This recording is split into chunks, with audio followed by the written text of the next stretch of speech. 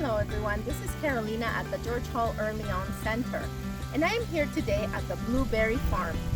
I am looking for a tiny little insect that is so important for us. Can you guess what it is? It has yellow and black stripes. It makes this sound and also makes delicious honey that we enjoy. And let's not forget about helping produce 3/4 of the fruits and vegetables that we eat every day, like these berries. If you guessed the bee, you are absolutely right. I want to find out what's the buzz about the bees. So come and join me on this journey as we find out why bees are so important.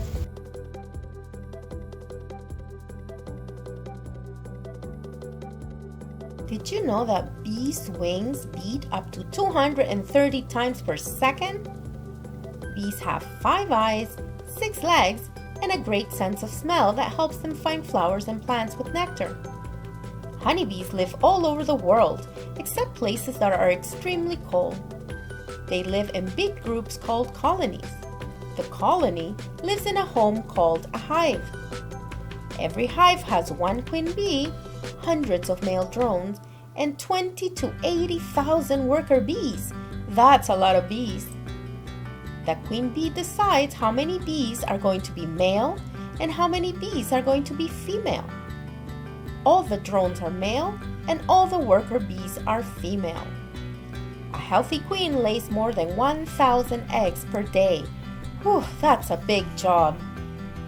A honeybee goes through 4 different stages as it grows. Stage 1. The queen lays an egg in a honeycomb cell. The egg is a white tiny dot. In stage 2, a larva hatches from the egg. Stage 3, the larva spins a cocoon to grow and change into a pupa.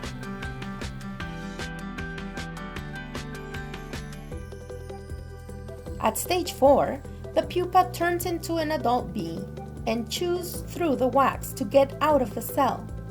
The bee is fully grown and ready to work.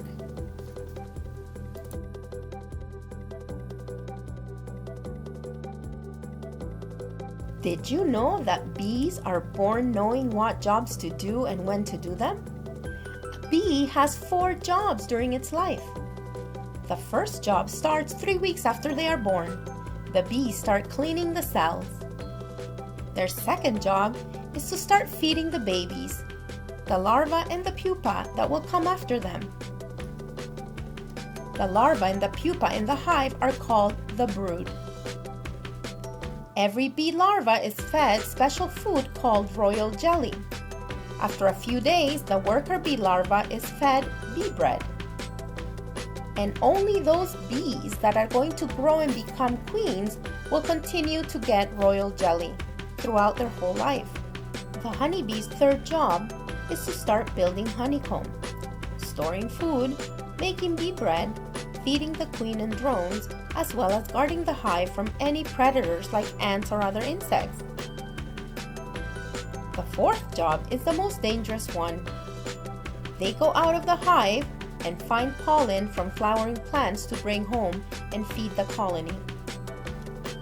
Honeybees visit hundreds of flowers just like in this sunflower patch in search of that nectar. As they travel from flower to flower, pollen gets stuck to the bee's hairy body, and then she carries some of the pollen back to the hive on her little hind legs. But she also leaves some of the pollen on other flowers. That pollen helps those plants and flowers to make more seeds. The seeds grow into new flowers and plants. How do honeybees tell other bees where to find good nectar? When the bees have found a good patch of flowers, they fly back to the hive and tell the others where to go. If the bee does a waggle dance, it tells the other bees that the flowers are far away from the hive. The bee walks in a straight line, waggling its body back and forth as it vibrates her wings and repeating in a figure 8. If she walks to the left or if she walks to the right, it will tell the other bees where to go.